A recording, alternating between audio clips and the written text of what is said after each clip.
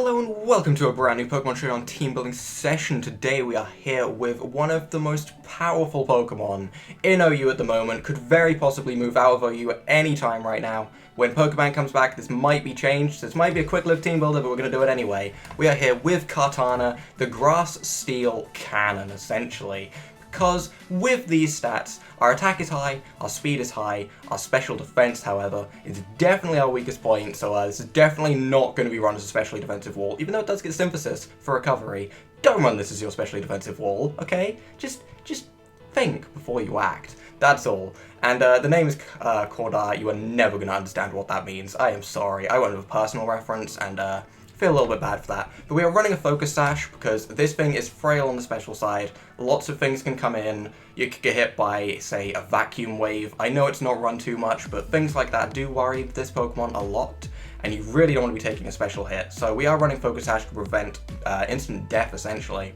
And we're running Swords Dance, Leaf Blade, Sacred Sword, and Smart Strike. This is generally pretty nice coverage. Sacred Sword hits through stat boosts, which is really nice.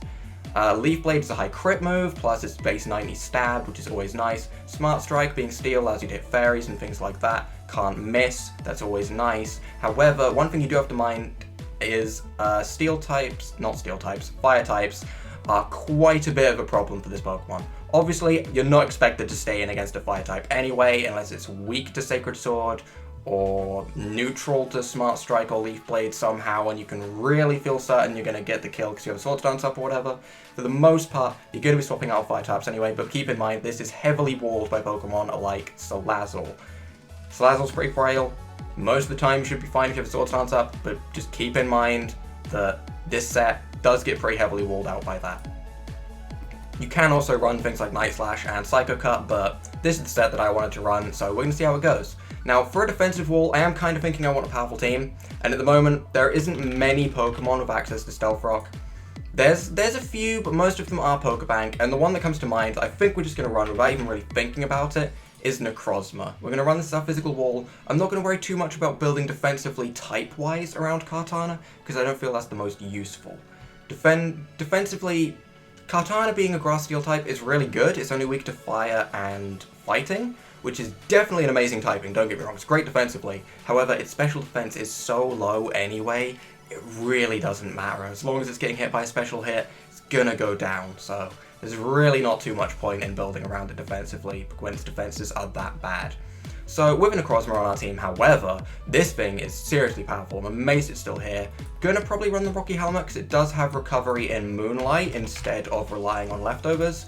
If our other core member as a special wall does not need leftovers, however, I may well put leftovers onto Necrozma instead for the additional recovery. It can always be nice. So with Moonlight, that's a pretty good start. Kinda want Psyshock, not sure if I want Psychic. Honestly, I kinda want Psychic instead of Psyshock.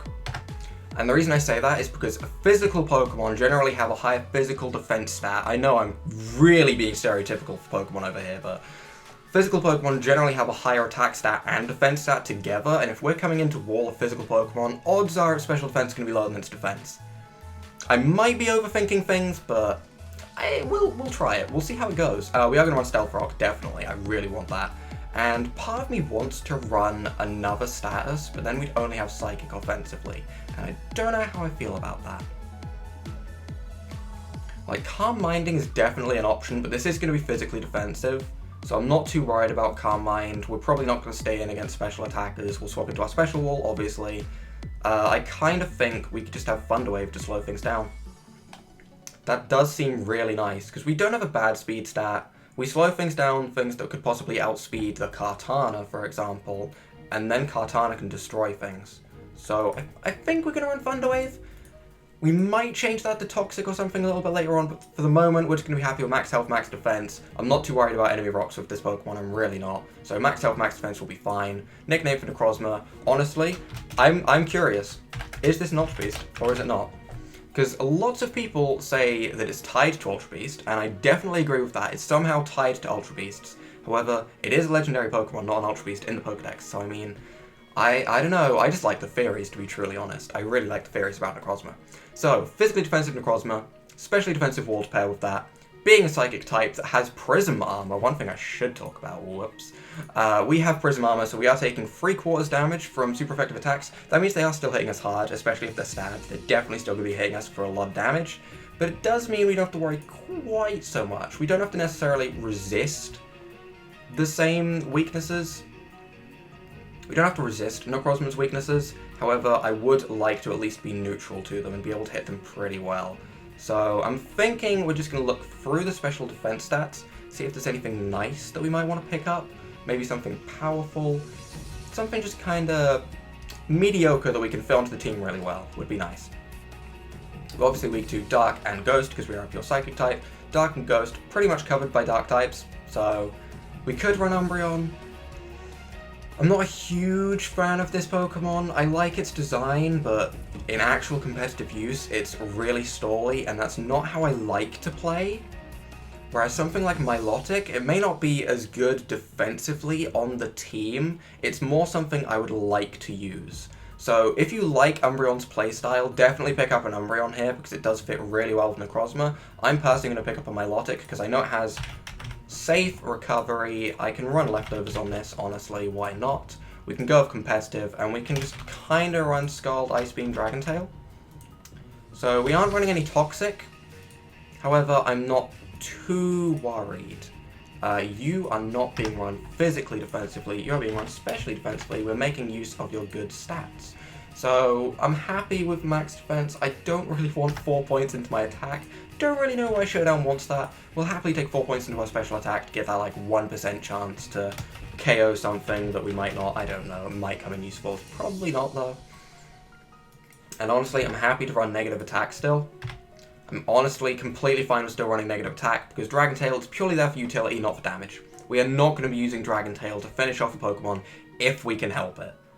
If there's a Pokemon that completely walls water and ice, which I am very certain there isn't, the only Pokemon I can really think of would be like Water Absorb, Vaporeon or something like that, but if that's the case, we're probably going to swap out into something like Kartana and destroy it, so I'm not too worried about that. I'm happy with Dragon Tail, I'm happy with the lowered attack instead.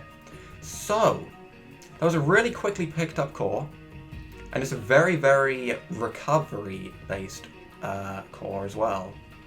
Like, there's not anything in our core that doesn't have reliable recovery, which is nice. It makes it a lot more secure. So, we have a strong physical attacker that's very fast, so I'd like a strong special attacker for when times that Kartana is not quite as useful. So, strong special attackers.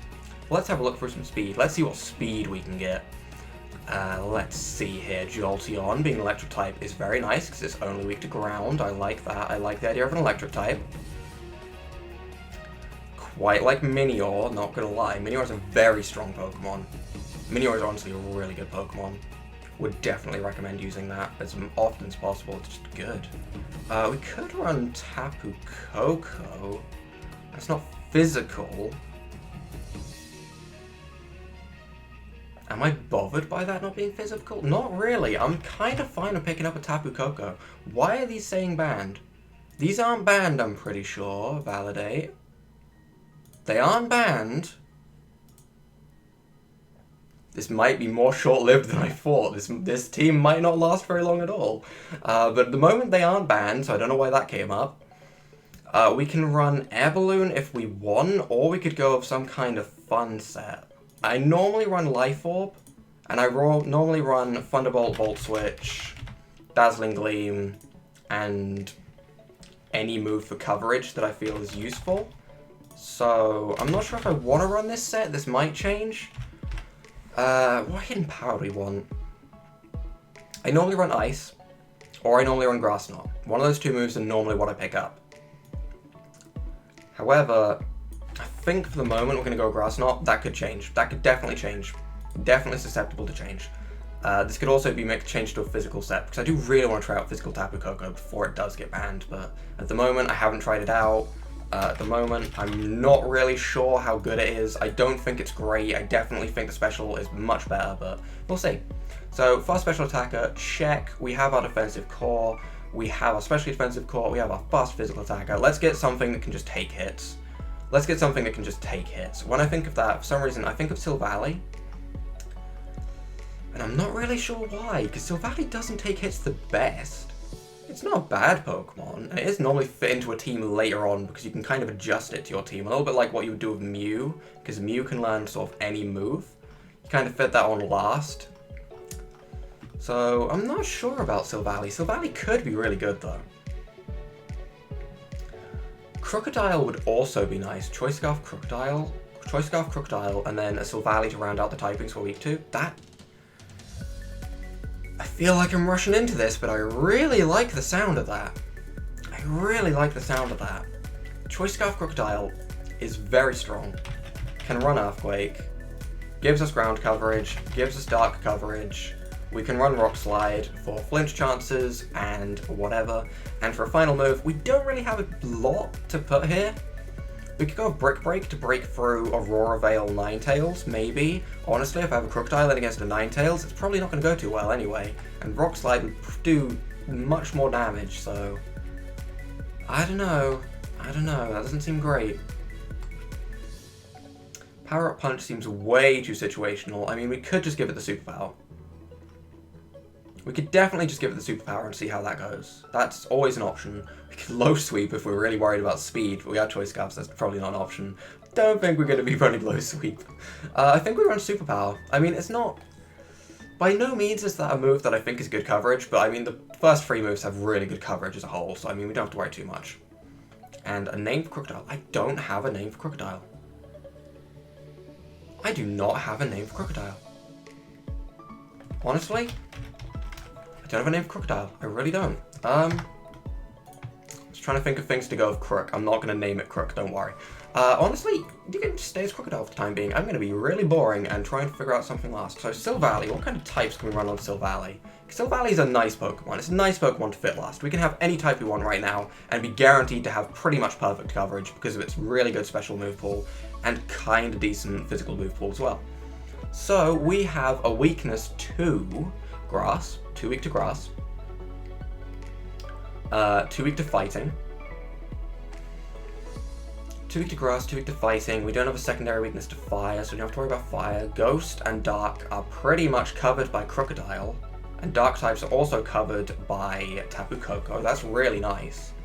Poison is only on Tapu Koko, resisted by Krookodile, and immuned by Kartana, which is really nice. Honestly, this looks really nice right now. I'm kind of liking this. I'm kind of thinking maybe Silvally Fire to take the grass hits. Although, honestly, something like Silvally Flying could be really fun. No one expects that. No one expects Silvally Flying. Does Silvally Flying really help us? No, it doesn't. Silvally Flying does not help us. Plus, with Silvally Fire, we can actually get Flamethrower if we want to run the special and change to a physical Tapu Koko set. I don't really want to change to a physical Tapu Koko set. I'm kind of happy with just running a special, or even a mixed Silvally right now. I like Flamethrower on this thing. I like Explosion. That's grown on me, but I'm not 100% sure if I want to run that. We can run Ice Beam for coverage, definitely. Surf is nice coverage, and then we could just run Explosion. So actually, we could run Multi-Attack.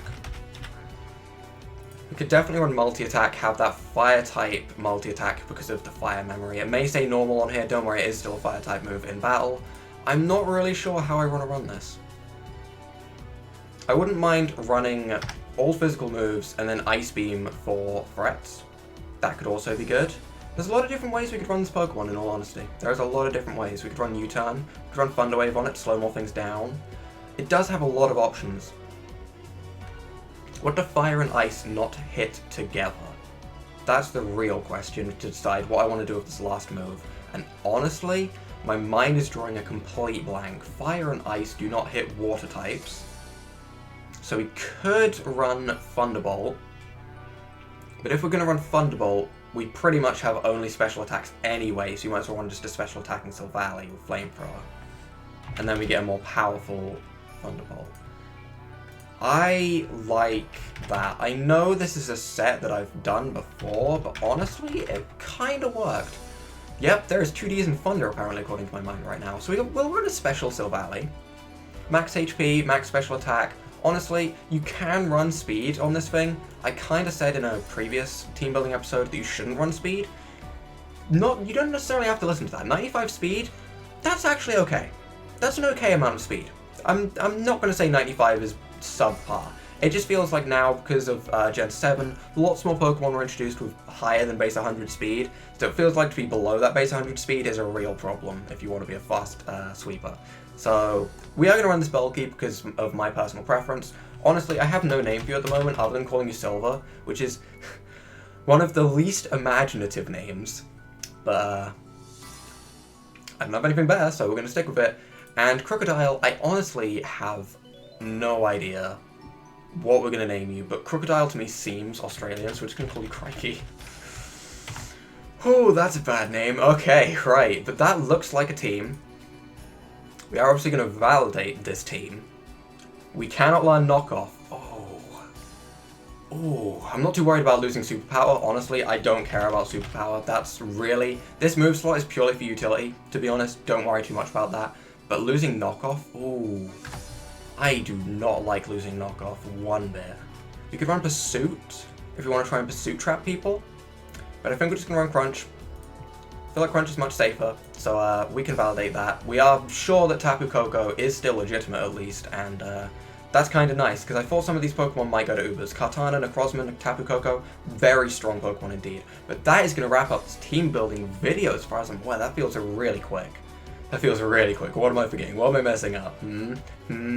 What's wrong? I don't know if I want to run Choice Scarf when we have fast Pokemon anyway. At the moment we do have a pretty fast team. I mean, we have Bulk. We have Bulk, we have Recovery on our core. Honestly, I'm really happy with this team. It's rare for me to make a team this quickly and not have any complaints. But that is going to wrap up this team, so if you guys have enjoyed this team building session based around Kartana, leave a like down below, hit that subscribe button, and without further ado, bye!